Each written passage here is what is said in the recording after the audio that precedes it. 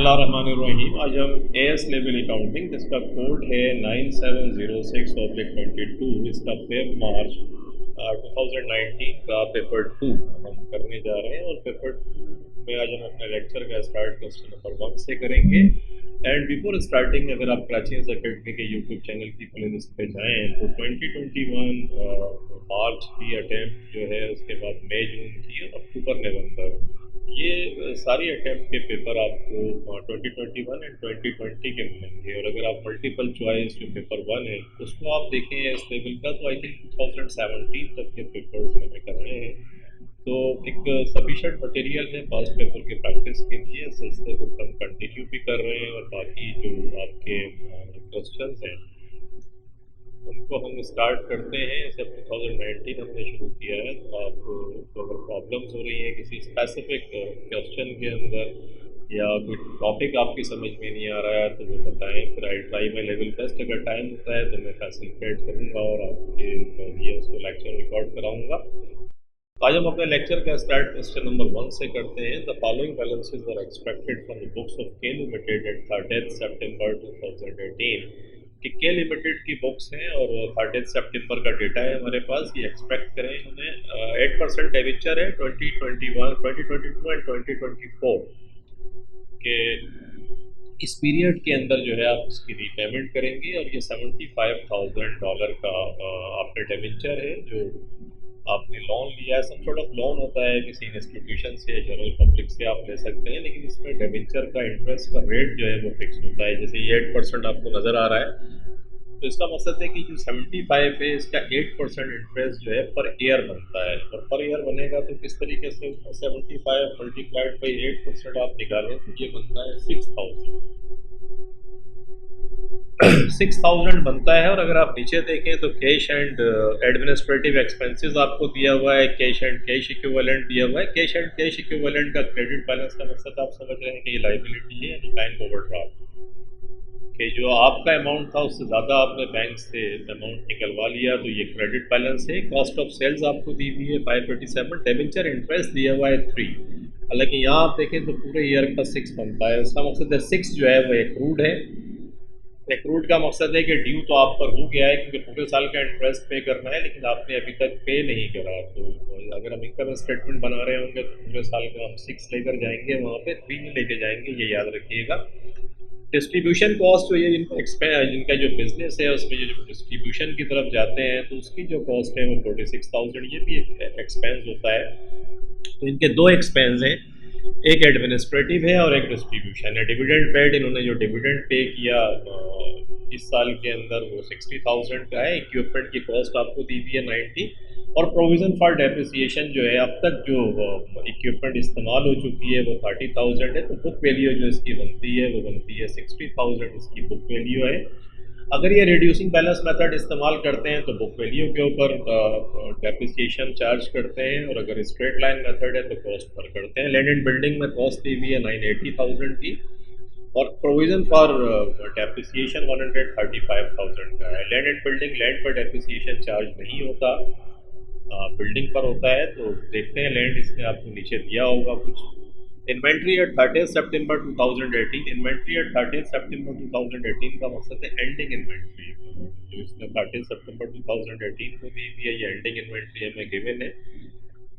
Issued share capital ordinary shares of $0.50 each, $0.50 each के हिसाब से शेयर है, और ये 450,000 का बनता है। 450,000 का मकसद हुआ कि 450 को अगर मैं डिवाइड करूँ 0.5 से, हमेशा कॉस्ट को अगर आप शेयर की फेयर वैल्यू से डिवाइड करें तो नंबर ऑफ शेयर्स आपके पास आ जाते हैं। 450 डिवाइडेड बाय 0.5 अगर मैं करता हूँ तो 900,000, क्योंकि थाउजेंड्स में वैल्यूज़ दी हुई है, ये आप देख रहे होंगे ऊपर। तो थाउजेंड्स में वैल्यूज़ का मकसद है 900,000 शेयर्स हैं, $0.50 का एक शेयर है तो 450,000 आ गया। रिटेन अर्निंग एट 1 अक्टूबर 2017, ये ओपनिंग रिटेन अर्निंग आपको दी हुई है। इसका मकसद है स्पेसिफिकली उसने आपको रिटेन अर्निंग का ओपनिंग बैलेंस दिया है। तो ये बाकी सारे एंडिंग बैलेंसेस आपको दे रहा है, ये इसने देख रहे हैं। इन्वेंट्री में भी 30 सितंबर लिखा था, लेकिन रिटेन अर्निंग में बताया है कि ये ओपनिंग है। रेवेन्यू आपको 936,000 का दिया हुआ है, शेयर प्रीमियम आपको दिया हुआ है एंड ट्रेड पेएबल दिया हुआ है, और शेयर प्रीमियम भी एंड का है, ओपनिंग का नहीं है। ट्रेड रिसीवेबल दिया हुआ है आपको 41,000 का। The following information is also available, ये इन्फॉर्मेशन आपके पास अवेलेबल है। Administrative expenses includes a payment of $9,000 के ऊपर। जो एडमिनिस्ट्रेटिव एक्सपेंसेस आपने देखा था उसमें $9,000 की एक पेमेंट शामिल है for insurance for the three months. ये इंश्योरेंस की पेमेंट है जो 3 मंथ्स का इंश्योरेंस है, और एंडेड 30 नवंबर 2018, और ये एंड हो रहा है 30 नवंबर 2018। हम इस वक्त सितंबर के अंदर मौजूद हैं।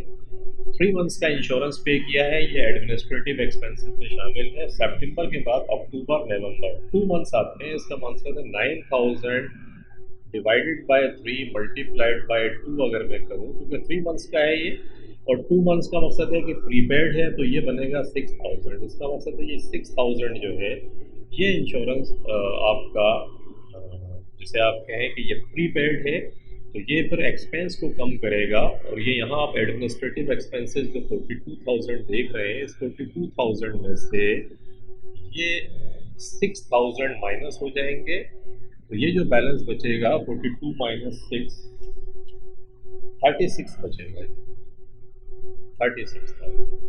ये आप जहन में रखिएगा कि ये प्रीपेड के 6,000 माइनस हो जाएंगे, तो ये 36 आ जाएगा आपके पास। उसके बाद में आप आगे आए, carriage inwards of 3,000 had been included in distribution cost. ये कैरिज इनवर्ड्स जो था, carriage inward actually cost of sales का पार्ट बनता है, क्योंकि परचेजेस के अंदर इसको प्लस करते हैं तो आपकी कॉस्ट बढ़ जाती है। यानी मटेरियल को आपकी फैक्ट्री, आपका आपका आउटलेट, जो कुछ भी आप बिजनेस कर रहे हैं वहाँ तक लाने में जो खर्चा लगा, तो ये परचेजेस की कॉस्ट में इसको ऐड करते हैं, इसको डिस्ट्रीब्यूशन में ऐड किया हुआ था। 3,000 का मकसद है, हम 3 की बात करेंगे क्योंकि फिगर थाउजेंड्स में दी हुई है, तो डिस्ट्रीब्यूशन की जो कॉस्ट आपको दी हुई है उसमें से इसको माइनस करें पहले। तो ये 46,000 है, इसमें से 3 माइनस कर दें। जब आप 3 माइनस करेंगे तो 43 बचा, क्योंकि माइनस इसलिए कि इसके अंदर 8 था। और कॉस्ट ऑफ सेल्स आपको दी हुई है, ये 587 कॉस्ट ऑफ सेल्स आपको दी हुई है। इस 587 के अंदर इसको प्लस कर दें 3 को। जब आप 3 को प्लस करेंगे लाके तो 590, ये आपके पास कॉस्ट ऑफ सेल्स आ गई, जो एडजस्टेड कॉस्ट ऑफ सेल्स है, ये एडजस्टमेंट आपने करी। उसके बाद land and building includes land at A cost of $260,000 के लैंड एंड बिल्डिंग में जो लैंड है वो $260,000 की है। तो लैंड एंड बिल्डिंग आप देखें कहाँ दिया हुआ है, लैंड एंड बिल्डिंग ये $980 का है, इसके अंदर से माइनस कर दें $260। तो जब आप $260 को माइनस करेंगे तो 980 में से 260 को माइनस करें तो 720 आता है। $720 जो है ये आपके पास लैंड एंड बिल्डिंग की कॉस्ट में से $720 आपके पास आ गया। इसका मतलब है बिल्डिंग जो है, क्योंकि 260 आप माइनस कर देंगे तो जो बिल्डिंग की वैल्यू है, बिल्डिंग की वैल्यू वो है जिस पर डेप्रिसिएशन चार्ज होता है, तो वो आपके पास फिर ये आ गई। $720 की इस पर आप चार्ज करेंगे और 260 आपने माइनस कर दिया, क्योंकि लैंड पर डेप्रिसिएशन नहीं निकलता। आगे आ जाए, इक्विपमेंट में कहता है 20%, इक्विपमेंट में बताता है the companies depreciation policies as follows 20% per annum using the reducing balance method charge to distribution cost.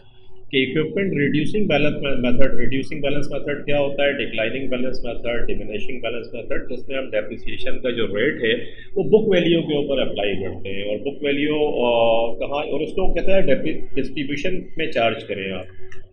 चलो डिस्ट्रीब्यूशन में चार्ज कर देंगे हम, 20% पहले निकालते हैं। ये 60,000 आया है, इसका 20% निकाल लें आप। मैंने आपको निकाल कर बताया था 90 में से 30 माइनस करा 60 का आपने 20% जब निकाला तो 12 आता है। ये 12,000 जो है ये आपकी डिस्ट्रीब्यूशन कॉस्ट में प्लस हो जाएगा। डिस्ट्रीब्यूशन कहाँ दिया हुआ है आपका, डिस्ट्रीब्यूशन की कॉस्ट ये दी हुई है 43 है, 43 के अंदर इस 12 को प्लस कर लें तो 43 प्लस 12 ये 55 बनता है। यानी डिस्ट्रीब्यूशन की जो कॉस्ट है वो 55,000 आपके पास आ गई, और ये आपके पास हो गया एडजस्टमेंट। आगे आए, बिल्डिंग का कहता है 2.5% per annum using the spread line method charge to administrative expenses. Land के ऊपर कोई डेप्रिसिएशन नहीं है। तो 2.5% जो है वो एडमिनिस्ट्रेटिव एक्सपेंसेस पे चार्ज करेंगे बिल्डिंग का। बिल्डिंग की वैल्यू देखें $720 आई थी, $720,000। इसका 2.5% आप निकालते हैं। 720 मल्टीप्लाइड बाई 2.5%, ये आता है 18। इस 18 को आप एडमिनिस्ट्रेटिव में प्लस कर दें। एडमिनिस्ट्रेटिव कितना आया? 36 आया है। अभी हम एडजस्टमेंट करके आए थे, इसके अंदर 18 और प्लस कर दें। 36 प्लस 18 ये 54 बनता है। ये 54,000 आपके पास एडमिनिस्ट्रेटिव एक्सपेंसेस आ गया। और ये आपने एडजस्टमेंट सारी कर दी। अब देखिए वो क्या कहता है आपसे, कहता है prepare the income statement for the year ended 30 September 2018 के limited. Income statement for the year ended 30 September 2018। Income statement हम बनाएंगे। इनकम स्टेटमेंट बड़ा सिंपल होता है, आपको फॉर्मेट पता है। रेवेन्यू आपको दिए हुए हैं, इसके अंदर कितने दिए हुए हैं ये हेडिंग आ जाएगी। आप प्रॉपर हेडिंग लगाएं, इसे आप लगाते हैं इनकम स्टेटमेंट के अंदर। फॉर्मेट जैसे इसमें दिया हुआ है बिल्कुल ऐसे ही कीजिएगा। यहाँ रेवेन्यू आपने लिख दिया। रेवेन्यू आपके पास क्वेश्चन के अंदर गिवन थे, कितने गिवन थे देख लेते हैं। ये देखिए रेवेन्यू जो है वो दिए हुए 936,000। तो ये 936,000 आपके पास रेवेन्यू दिए हुए हैं। कॉस्ट ऑफ सेल्स, ये कॉस्ट ऑफ सेल्स जो है आपको पता है कि हमने निकाली थी कॉस्ट ऑफ सेल्स। और adjusted figure cost of sales की कितनी थी? ये कॉस्ट ऑफ सेल्स देख रहे हैं $590,000 पे 3 हमने प्लस कर दिया था, तो ये 590,000 आपको लिखा हुआ नजर आ रहा था। आ रहा है इसमें से रेवेन्यू में से कॉस्ट ऑफ सेल्स को माइनस करा, ग्रॉस प्रॉफिट आपके पास आ गई। एडमिनिस्ट्रेटिव एक्सपेंसेस को हमने एडजस्टेड फिगर निकाली थी। एडमिनिस्ट्रेटिव एक्सपेंसेस अगर आप देखें तो ये 54 मैंने निकाला था, आपके सामने हमने एडजस्टमेंट करी थी, तो ये 54,000 ये आ गए। और डिस्ट्रीब्यूशन हमने कितना निकाला था वो भी देख लेते हैं। डिस्ट्रीब्यूशन कॉस्ट हमने निकाली थी ये 55,000। तो ये डिस्ट्रीब्यूशन कॉस्ट आपके पास $55,000 की आ गई। ये दोनों एक्सपेंसेस हैं। इसमें से ग्रॉस प्रॉफिट में से इसको माइनस करा तो प्रॉफिट फ्रॉम ऑपरेशन आ गया। प्रॉफिट फ्रॉम ऑपरेशन में से फाइनेंस कॉस्ट, ये फाइनेंस कॉस्ट आपकी कितनी है? फाइनेंस कॉस्ट आपको मैंने बताया था कि डेबिंचर इंटरेस्ट 3 दिया हुआ था, लेकिन मैंने आपसे कहा था कि 3000 पूरे साल का जो है वो 6 होगा। तो इनकम स्टेटमेंट में हम 6000 लेकर जाएंगे। ये 6000 आपके पास आ गए। प्रॉफिट फ्रॉम ऑपरेशन में से फाइनेंस कॉस्ट को हमने माइनस किया। जो डेबिंचर इंटरेस्ट है आपके यहाँ उसको फिर प्रॉफिट फॉर द ईयर 231,000, ये आपके पास प्रॉफिट फॉर द ईयर आ गया। For recording debenture interest finance cost इस्तेमाल करेंगे। कॉस्ट ऑफ सेल्स आपके पास 580,000 दी हुई थी। इसके अंदर से जो मैंने आपको कराया था कैरेज इनवर्ड माइनस कर दिया इसमें से, इस पर डिस्ट्रीब्यूशन कॉस्ट में से, और डेप्रिसिएशन को प्लस कर लिया। इसी तरीके से एडमिनिस्ट्रेशन के अंदर 42 था, इसमें से इंश्योरेंस प्रीपेड माइनस कर दिया और डेप्रिसिएशन प्लस करके 54 जो हम वहाँ। और इसी तरीके से फाइनेंस कॉस्ट की भी वर्किंग दी हुई है, जो वर्किंग मैं आपको करा के आ रहा हूँ। ये वर्किंग इसने दी हुई है, इसके नीचे आप देख लीजिएगा। उसके बाद आगे आते हैं नेक्स्ट, वो आपसे क्या पूछता है। वर्किंग उसने मांगी भी थी तो आपने कर लिया। During the year ended 30 September 2018 the directors had made a right issue of 1 ordinary shares for every 2 shares held के। ड्यूरिंग द ईयर डायरेक्टर्स ने एक राइट इशू किया था, और वो ये था कि 1 ordinary shares for every 2 shares held at the price of $0.70 पर शेयर।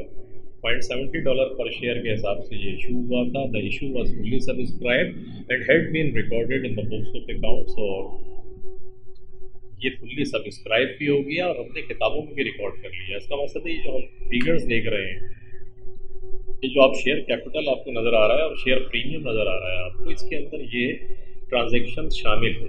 ये शेयर प्रीमियम तो देख रहे हैं आप, ये शेयर कैपिटल जो नज़र आया है आपको 450 के अंदर, इसका मकसद है ये फिगर जो है वो शामिल है राइट इशू की। और शेयर प्रीमियम जो नज़र आ रहा है इसके अंदर भी, क्योंकि एक्चुअली शेयर की प्राइस 0.50 है, हमने $0.70 पे इशू किया, तो 0.20 यानी $0.20 जो है ये एक्चुअली शेयर प्रीमियम का अमाउंट है।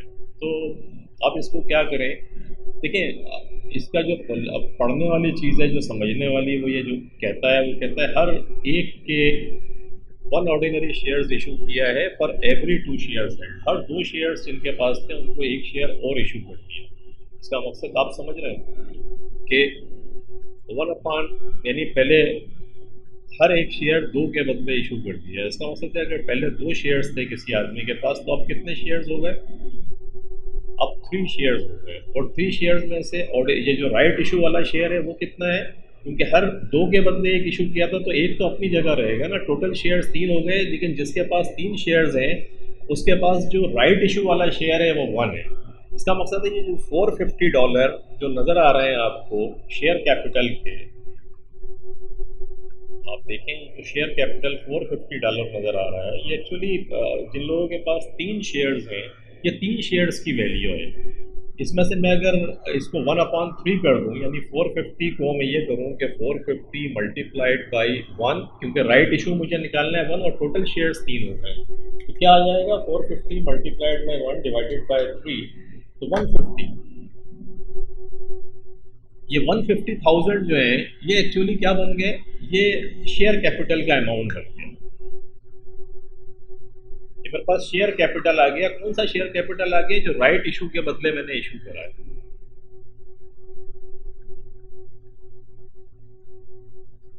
और अगर राइट इशू के बदले ये इशू किया है और मैं इसको अगर डिवाइड कर दूं 0.5 से, क्योंकि ऑर्डिनरी शेयर्स की जो वैल्यू है पार वैल्यू वो 0.5 है, क्योंकि ये वैल्यू के अंदर आई है मेरे पास फिगर। मैं अगर इसको 0.5 से डिवाइड करता हूँ 150 डिवाइडेड बाय 0.5 तो मेरे पास 300,000 आते हैं। 300,000 का मकसद है ये 300,000 जो है वो नंबर ऑफ शेयर्स मेरे पास आ गए। और क्योंकि थाउजेंड्स में वैल्यू है तो अगर मैं पूरी वैल्यू लिखना चाहूँ तो मेरे पास पूरी वैल्यू फिर ये आ जाएगी 300,000। 300,000 नंबर ऑफ शेयर्स हैं। मैंने एक्चुअली राइट इशू जो किया तो आपकी समझ आ गई किस तरीके से हमने निकाला है। 450 दिया हुआ है, इस 450 में राइट शेयर्स इंक्लूड हैं, शामिल हैं। तो हर दो के बदले हमने एक शेयर इशू किया था। तो कंसेप्ट ये है कि दो शेयर्स जिसके पास थे अब उसके पास टोटल शेयर्स तीन हो गए, लेकिन इस तीन शेयर्स में से एक शेयर जो है वो राइट इशू का शेयर है। तो मैंने 1/3 करके राइट इशू के शेयर कैपिटल की अमाउंट निकाली, फिर मैंने डिवाइड करके 0.5 जो फेयर वैल्यू थी मैंने नंबर ऑफ शेयर्स निकाल लिए। नंबर ऑफ शेयर्स मेरे पास क्या आ गए, जो number of shares right issue के बदले मैंने इशू करे हैं। और राइट इशू मैंने 0.5 पे इशू नहीं किया, बेसिकली 0.7 पे इशू किया है। तो 0.7 का मकसद है $0.2 मेरा डिविडेंड है। ये नंबर ऑफ शेयर्स को अगर मैं 0.2 से मल्टीप्लाई कर दूँ, जो मेरे पास प्रीमियम का अमाउंट है, क्योंकि ये 0.2 मेरा प्रीमियम है शेयर कैपिटल, पार वैल्यू से मैं ज़्यादा पे इशू कर रहा हूँ, तो 300,000 मल्टीप्लाइड बाई 0.2 तो ये 60,000 मेरा बनता है। और 60,000 का मकसद है अगर सारी अमाउंट जो है 1000 में दी हुई है तो मैं सिंपल 60 लिख दूँ, तो ये 60,000 जो है वो एक्चुअली प्रीमियम है। ये क्या अमाउंट है, ये प्रीमियम का अमाउंट है जो मैंने प्रीमियम पे इशू करा। ये आपके पास अमाउंट आ गया। शेयर कैपिटल कितना है, ये इसी 300,000 या 300 करने चले तो 150,000 आपके पास वैल्यू आ गई है जो शेयर कैपिटल की वैल्यू। इसका मतलब है 150,000 जो है शेयर कैपिटल है और 60,000 जो आपका है वो प्रीमियम है, तो $210,000। और वो देखें बन भी जाता है $210,000, क्योंकि आपके पास 300 शेयर है। नंबर ऑफ शेयर्स उसको 0.7 से इशू करें, क्योंकि एक्चुअली तो 0.7 था ना, जिसमें 0.5 शेयर कैपिटल था और 0.20 जो है प्रीमियम था। तो देखिए वही 221 बन जाएगा।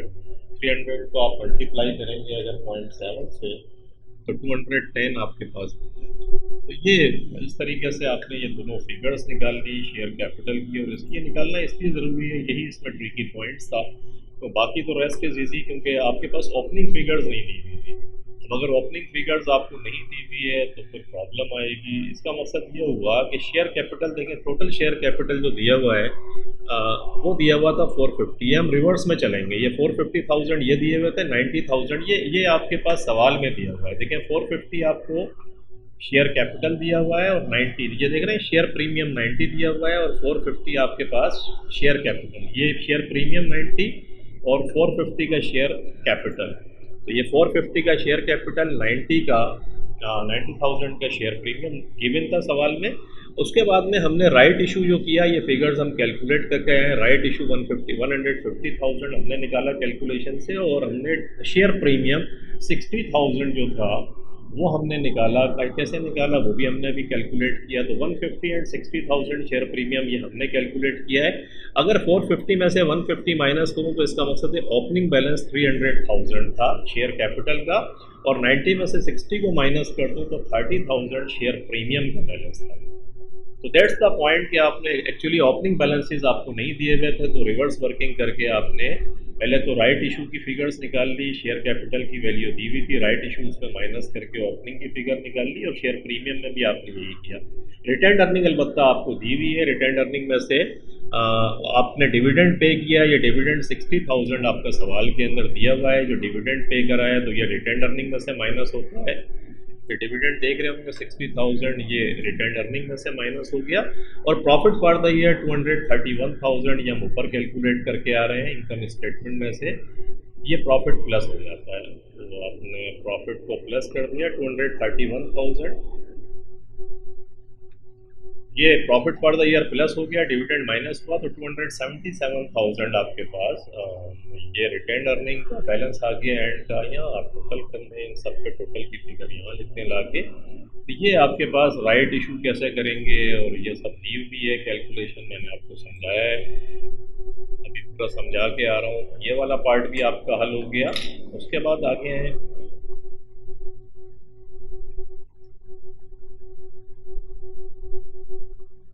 आगे कहता है the directors wish to raise additional finance, they are considering making either further rights issue of ordinary shares और इशू अनदर डिबेंचर। वो सोच रहे हैं कि राइट इशू करें या डिबेंचर इशू कर दें। ये सी पार्ट है। तो देखिए उसमें दोनों के प्रोज एंड कॉन्स हैं। कहता है advice the director which option they should choose, कौन सा ऑप्शन इशू चूज करें। राइट इशू में ये है कि आपकी ऑनरशिप डाइल्यूट नहीं होती है, आपका डिस्क्रिशन होता है डिविडेंड दें या ना दें, तो ये एडवांटेजेस हैं। लेकिन अभी आपने राइट इशू भी किया है तो मैं भी, और फुल्ली सब्सक्राइब हो गया है, तो आप दोबारा इशू करेंगे तो मैं भी पब्लिक ना ले, उसको आपको देखना पड़ेगा।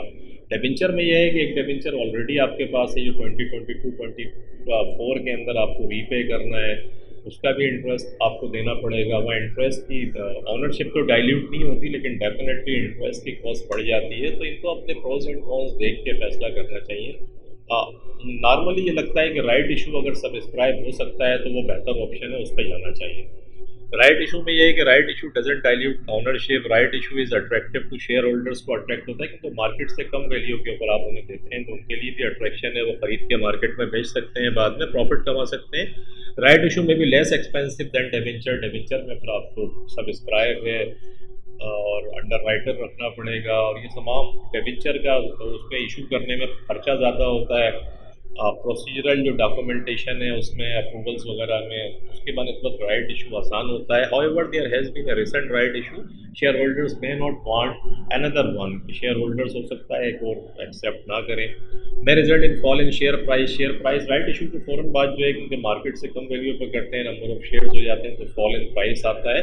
Payment of dividend is discretionary, ये इसका फ़ायदा है। डेबेंचर इंक्रीज डेट, डेबेंचर का मकसद है गेयरिंग रेशो बढ़ेगी, डेट आपका बढ़ जाएगा, और लेंडर में रिक्वायर सिक्योरिटी, आपको सिक्योरिटी देनी पड़ेगी। Regular payment of interest and capital, interest तो देना ही देना है, फिर कैपिटल भी रीपेमेंट के अंदर आप देंगे। Debentures need to be repaid, however debenture do not affect ownership and no voting rights to debenture holders. Voting rights जब शेयर होल्डर्स के होते हैं। तो आखिर में आप लिखते हैं कि ये इसके प्रोज एंड राइट इशू जो है, अगर मार्केट की पॉसिबिलिटी ये चेक करें, अगर राइट इशू हो सकता है और सब्सक्राइब होने के चांसेस हैं, तो he should go for the company should go for the right issue instead of I mean to say issuing debentures.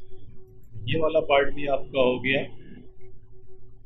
The directors have provided the following information. Directors ने ये इन्फॉर्मेशन आपको provide करी है। क्या करी है? Year ended 30 September 2018, year ended 30 सितंबर 2017। 2017 और 18 की इन्फॉर्मेशन है।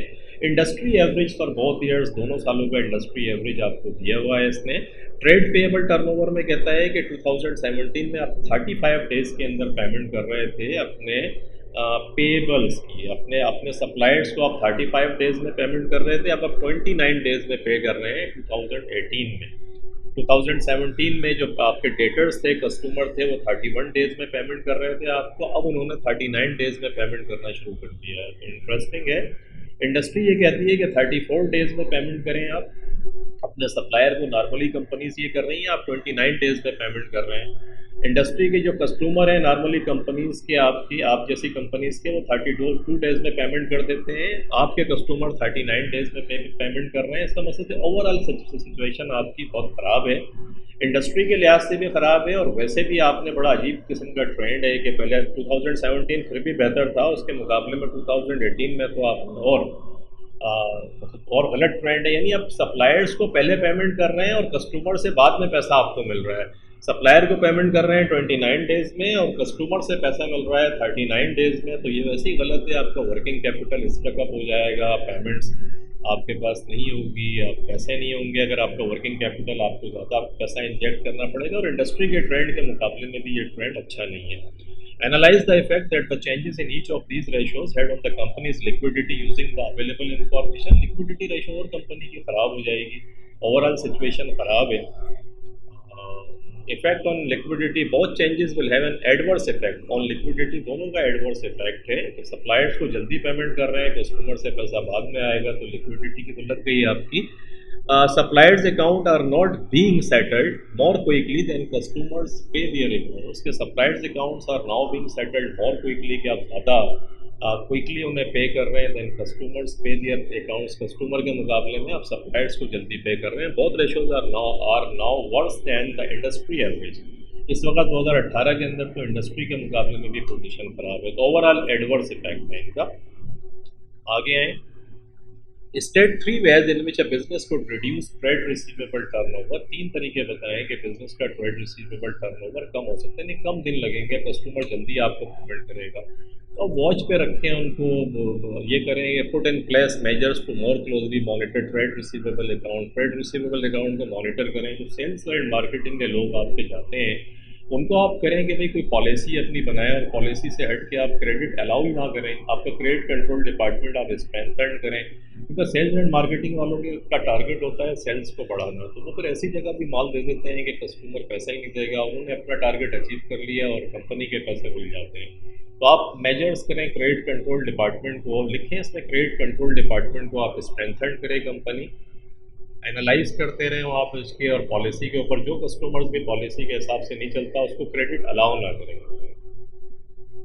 और उसके बाद में reduce credit from late payers की, अगर कुछ ऐसे लेट पेयर्स हैं तो फिर उन पर इंटरेस्ट आप चार्ज करना शुरू करें, इंटरेस्ट चार्ज करें उनके ऊपर। और offer cash discount to encourage prompt payment, discourage करने के लिए इंटरेस्ट उस पर चार्ज करें कि जो कस्टमर्स नहीं देते उनको इंटरेस्ट आप लगाएं, ये भी आप लिख सकते हैं, इंटरेस्ट चार्ज करें आप उनके ऊपर। कैश डिस्काउंट दें उनको कि जो कस्टमर जल्दी पेमेंट करेंगे उन्हें डिस्काउंट मिलेगा, मोटिवेट होंगे। Charge interest on overdue account आज पर cash with order, increase cash sales. एक और ऑप्शन है कि कैश सेल्स को आप बढ़ाएं, थोड़ा सा कैश सेल्स का जो प्रोपोर्शन है उसको बढ़ाएं। तो ये मेजर्स आप करेंगे तो मोस्ट प्रोडक्टिव। और इसमें सबसे इंपॉर्टेंट है क्रेडिट कंट्रोल, स्ट्रेंथन करें, क्रेडिट पॉलिसी के हिसाब से दें, इंकरेज करें डिस्काउंट देकर, और डिस्करेज करें इंटरेस्ट चार्ज करके। State 3 drawbacks of increasing trade payable turnover के 3 ड्रॉबैक्स बताएं कि जो ट्रेड पेबल आपका इंक्रीज हो रहा है, या सवाल खत्म हो गया। तो 3 ड्रॉबैक्स ये हैं कि delaying payments to suppliers may mean the loss of cash discounts which would have an impact on profit। इसमें क्या होगा, 3 ड्रॉबैक्स हैं ऑफ इंक्रीजिंग ट्रेड पेबल। कहता है अभी तो ट्रेड पेबल चले, यहाँ सप्लायर को जल्दी पेमेंट कर रहे हैं, लेकिन अगर आप इसको बढ़ाएंगे तो इसका क्या इफेक्ट आ सकता है, यानी आप ज़्यादा देर से पेमेंट करें आप सप्लायर्स को, तो देर से अगर करेंगे तो उसका यही होगा कि कैश डिस्काउंट अगर मिल रहा है अर्ली पेमेंट्स के ऊपर तो वो आप लूज कर जाएंगे, उसका प्रॉफिट पे इफेक्ट होगा। Cause more suppliers to refuse credit terms which would have an adverse effect on liquidity, के cause some suppliers to refuse credit terms, कि कुछ सप्लायर्स जो हैं वो रिफ्यूज़ कर सकते हैं कि वो कहेंगे नहीं जी इतने दिन में तो फिर हम आपको माल ही नहीं देंगे। तो ये भी हो सकता है कि सप्लायर्स को अगर आप बहुत लेट पेमेंट कर सकते हैं तो वो रिफ्यूज़ कर सकते हैं। Force the business to find alternative suppliers who are unable to supply goods on the same quality के। इससे ये होगा कि अगर आप लेट पेमेंट कर रहे हैं सप्लायर्स आपको देना छोड़ देंगे, और फिर आप अल्टरनेटिव सप्लायर्स की तरफ अगर जाते हैं और वो नहीं मिले तो बिजनेस की लिक्विडिटी पे फर्क पड़ेगा। May create a bad relationship with suppliers, supplier से बैड रिलेशनशिप्स आपके हो जाएंगे क्योंकि उनका टाइमली पेमेंट नहीं मिल रही है। मे इनकर इंटरेस्ट चार्जेस और वो इंटरेस्ट आप पे चार्ज करना शुरू कर देंगे। तो मोस्ट प्रोबेबली ये है कि जो इंडस्ट्री का ट्रेंड चल रहा है उसके हिसाब से आप उनको दें, बहुत ज़्यादा डिले भी ना करें और बहुत जैसे अभी आपने बिल्कुल लॉटरी खोली हुई है ऐसा भी ना करें कि इतने कम दिन में ना दें। That should be in balance. तो ये इसके इफेक्ट है, साइड इफेक्ट, और यहाँ पर आपका ये क्वेश्चन खत्म होता है। तो मिलते हैं इंशाल्लाह हम क्वेश्चन नंबर 2 के साथ। टेक केयर, अपना बहुत ख्याल रखिएगा। Thank you very much for watching the video. Allah.